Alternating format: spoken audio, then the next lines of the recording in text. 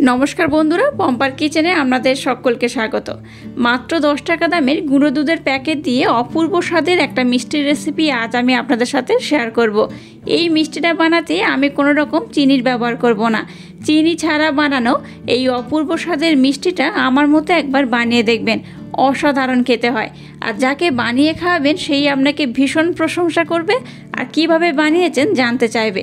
তাহলে চলুন দেরি না করে আজকের এই অপূর্ব স্বাদের মিষ্টির রেসিপিটা দেখে নেওয়া যাক। আজকে একদম ইউনিক স্টাইলে মিষ্টিটা বানানোর জন্য দেখুন এখানে আমি 10 টাকা দামের দুধের প্যাকেট নিয়েছি। এরকম 10 টাকা দামের দুধের প্যাকেট 4টে হলেই কিন্তু হয়ে যাবে।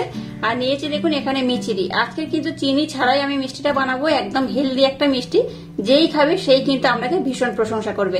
আর নিয়েছি এখানে দেখুন টক দই, এই পরিমাণে টক দই হলে হয়ে যাবে। আর আপনাদের হাতের কাছে টক দই না থাকলে তার বদলে লেবুও ব্যবহার করতে পারেন। চলুন তাহলে আজকের মিষ্টির রেসিপিটা শুরু করা যাক। এবার দেখুন গ্যাসটা জেলে দিয়ে একটা কড়া বসিয়ে দিয়েছি। এবার এখানে আমি 1 কাপ লিকুইড দুধ ব্যবহার করব। আপনাদের হাতের কাছে যদি লিকুইড দুধ না থাকে, লিকুইড দুধের পরিবর্তে কিন্তু মিল্ক পাউডার মানে গুঁড়ো দুধ জলের মধ্যে গুলে নিতে পারেন। আর দুধটাকে কিন্তু আমি আগে থাক থেকে একটু জাল দিয়ে রেখে দিয়েছিলাম, সেই দুধটা এখানে ব্যবহার করলাম। খুব বেশি দুধের কিন্তু দরকার নেই, লিকুইড দুধ ব্যবহার করলে 1 কাপের মতো লিকুইড দুধ ব্যবহার করলেই হবে। এবার এই যে 10 টাকা দামের গুঁড়ো দুধের প্যাকেট নিয়েছি, 4 প্যাকেট দুধ এখানে আমি দিয়ে দেব।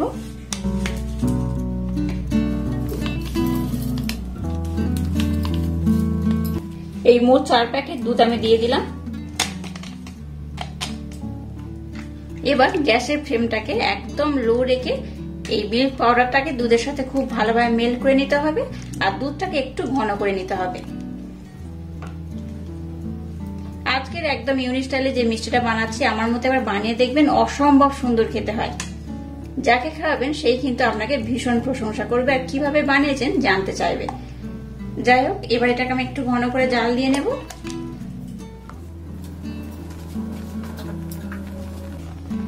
দেখুন গ্যাসটাকে একদম লো রেখে দুধটাকে আমি একদম ঘন করে জাল দিয়ে নিয়েছি আর কত সুন্দর হয়েছে দেখুন। এই দেখুন একদম কিন্তু ঘন হয়ে গেছে। এইভাবে একটু ঘন করে জাল দিয়ে নিতে হবে। এবার যে মিষ্টিটাকে আমি ব্লেন্ড করলাম সেটা এখানে দিয়ে দেবো 2 চামচের মতো। আমি এখানে মিষ্টির পরিমাণটা একটু কম দিলাম, আপনারা চাইলে কিন্তু একটু বেশিও দিতে পারেন। এই পথে সামান্য একটু এলাচ পাউডার দিয়ে দেব আর কিছু আমন্ড আর কাজু বাদাম দেখুন টুকরো টুকরো করে কেটে নিয়েছি, এখান থেকে অল্প করে দিয়ে দেব। খুব বেশি নয়, অল্প করে দিলাম, আমি আবার পরে ব্যবহার করব। গ্যাসের ফ্লেমটাকে একদম লো রেখে এটাকে অনবরত এইভাবে নাড়াচাড়া করতে হবে। এবার দেখুন যে টক দইটা আমি নিয়েছিলাম, টক দইটার মধ্যে আমি দিয়ে দেবো। এই পর্যায়ে দিয়ে দিতে হবে।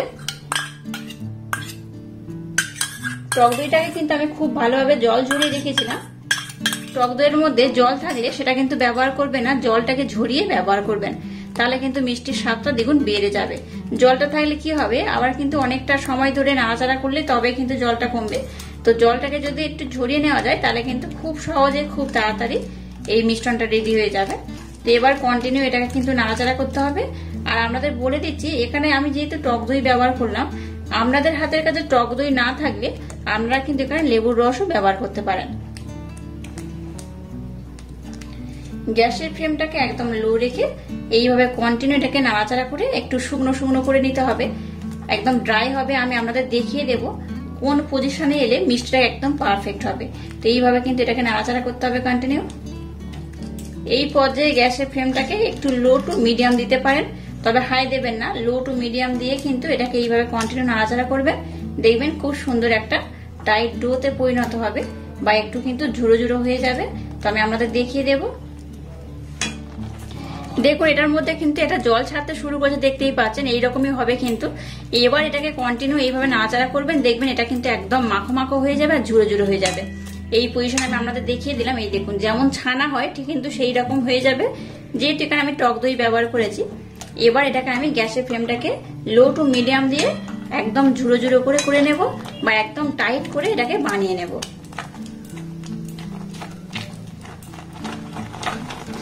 দেখুন গ্যাসের ফ্লেমটাকে লো টু মিডিয়াম দিয়ে এইভাবে কন্টিনিউ নাড়াচাড়া করছি। আর আগে থেকে দেখুন বেশ অনেকটা কিন্তু টাইট হয়ে যাচ্ছে, এটা কিন্তু একদম ঝুরো ঝুরো হয়ে যাবে। আবারও বলছি, এইভাবে কন্টিনিউ নাড়াচাড়া করবেন, একদম কিন্তু ঝুরো ঝুরো হয়ে যাবে। এই পর্যায়ে আবারও কিছু আমন্ড আর কাজু বাদাম দিয়ে দেব। দেখুন গ্যাসের ফ্লেমটাকে একদম লো টু মিডিয়াম দিয়ে এটাকে একদম দেখুন ঝুরো ঝুরো করে নিয়েছি। দেখতেই পাচ্ছেন কেমন হয়েছে। এই দেখুন একটু লালি ভাব চলে এসছে আর একদম কিন্তু ঝুরো ঝুরো হয়েছে। আবারও কিছুটা কুচনো কাজু বাদাম আর আমন্ড এখানে আমি দিয়ে দেব।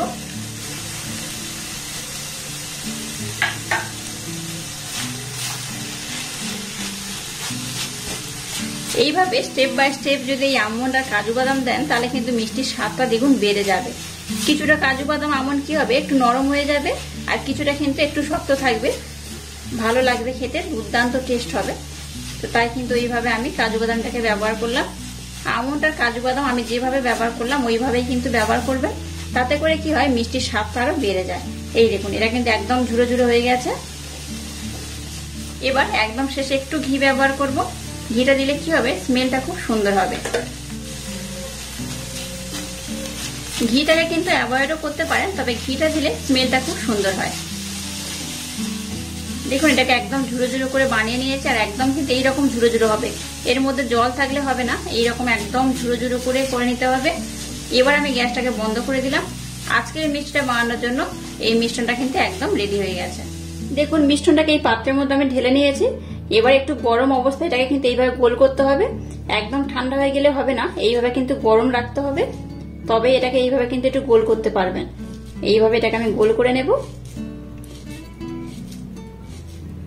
আপনারা চাইলে একটু ছোট বড় যার যেমন পছন্দ সেইভাবে কিন্তু এটাকে করতে পারেন। দেখুন এটাকে আমি গোল করে নিয়েছি আর এইভাবে কিন্তু সবগুলোকে আমি খুব সুন্দর করে বানিয়ে নেব। দেখুন এটা কত সুন্দর হয়েছে আর গরম অবস্থায় কিন্তু এটাকে এইভাবে গোল করতে হবে। দেখুন সমস্ত মিষ্টিগুলোকে আমি বানিয়ে নিয়েছি আর কত সুন্দর হয়েছে। দেখুন এটা তো দেখতে সুন্দর হয়েছে, খেতে কিন্তু অসাধারণ হয়। একবার খেলে দেখবেন আপনাদের এইভাবে বারবার বানিয়ে খেতে ইচ্ছা করবে। আর যাকে খাওয়াবেন সেই কিন্তু আপনাকে জিজ্ঞাসা করবে এটা কিভাবে বানিয়েছেন, এতটাই অপূর্ব টেস্ট হয়। অবশ্য বাড়িতে আমার মতো একবার হলেও ট্রাই করবেন, আশা করছি আপনাদের ভীষণ ভালো লাগবে। আর আজকের এই ইউনিক স্টাইলে মিষ্টি রেসিপিটা যদি আপনাদের ভালো লাগে তাহলে চ্যানেলটাকে লাইক শেয়ার কমেন্ট এবং সাবস্ক্রাইব করবেন আর পাশে থাকা বেল আইকনটা প্রেস করে দেবেন। তাহলে টাটা, আবার দেখা হচ্ছে নতুন কোনো রেসিপি নিয়ে।